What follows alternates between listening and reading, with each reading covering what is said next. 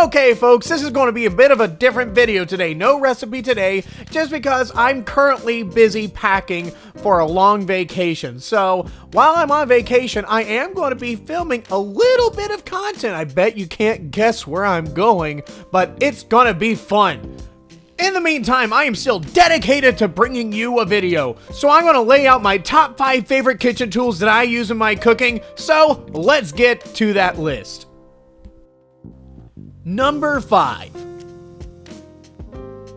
This spot belongs to the Instant Pot. The hype around these pressure cookers is really no joke. First of all, I am not sponsored by Instant Pot or anything else in this video. I am not sponsored. No one gives me money.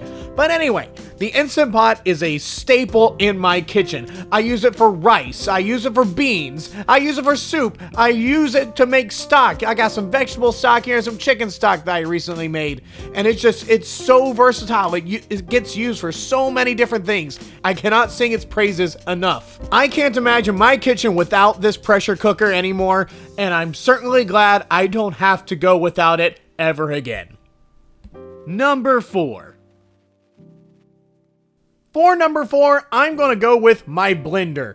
Now, this is a fairly new addition to my kitchen since I had a little bullet blender for a little while, but I rarely used it because it was just so small. This large Vitamix has so many different options. I'm able to make soups, I'm able to make sauces, and it's really helpful in the kitchen. From making simple smoothies to even making my own homemade mayo, this really is an asset in the kitchen. I really use it quite often nowadays. Just make sure if you get your own blender that you don't really go cheap on this. You don't want to have a bad blender to where it doesn't do well and you just get annoyed. But a blender is always a fantastic choice in the kitchen. Number 3. For this spot, I'm going with my mortar and pestle. This little guy is basically the food processor before it was invented. It really does things so much differently than just slicing it up in a food processor. Crushing whole peppercorns, whole spices, whole seeds is really something different than just chopping it up. You get so many different flavors and it's a lot better in cooking. You can also use this to make paste. You saw in my recent Hawaii video, I use it to make the macadamia nut paste. It's a little bit more effort, but it really is worth it. The key is that it crushes the ingredients instead of slicing it, thus allowing the ingredients to let out more flavor. But I've only just begun to test the limits of the mortar and pestle, and you can certainly expect to see it well into the future. Number 2. Glass containers. Now hold on, I know what you're thinking. Dan, those aren't tools, those are display. Well, guess what I say to you? You, sir, you are a tool. But having these glass containers in the kitchen really does help me with the process.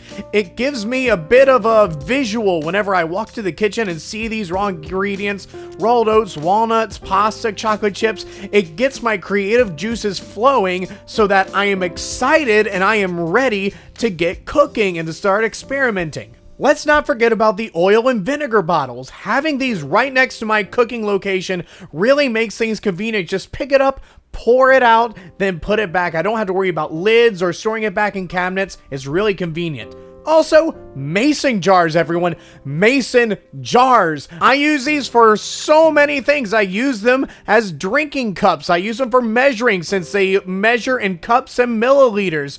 I also use them for pickling. They literally fill up my entire fridge with just pickled bell peppers, pickled onions, but so many things that I use these for. But all these glass containers, really what they do is they help with the cooking mindset, the environment that I'm cooking in. They just make me have a whole lot more fun and to just look forward to cooking and experimenting in my space. If you don't like the space you're cooking in, you're not going to enjoy cooking. So that is why I would argue glass containers and the such are tools. And my number 1 choice is a solid chef's knife. I cannot stress enough how important it is to have a good chef's knife in your kitchen.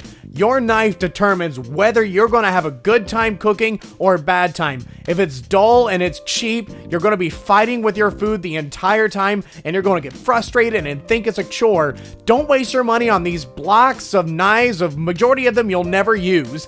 Get yourself one good quality knife and that will get you through all the recipes you need. You can get a couple other knives based on what you need, but that one chef's knife is really what you need, and that is why this is my top pick for the most necessary and my favorite tool in the kitchen. Well, that was my top 5 favorite tools in the kitchen. First of all, let me know what you think about this kind of video, this kind of format. I mainly just want to do it so I could have a video out, but I really enjoyed this. Let me know. Also, what are your favorite tools? Would you choose this banana slicer that I don't really know why it exists? Or would you choose the bed for your dish sponge? Oh my goodness. In an age of kitchen gadgets, I prefer to go for simple and practical. These are the things that boost your experience in the kitchen, are easy to use, and really keep you productive while cooking. But let me know what you think down in the comment section below. Like this video if you liked it, and make sure to subscribe to see more of my content. But until next time, I'll see you later.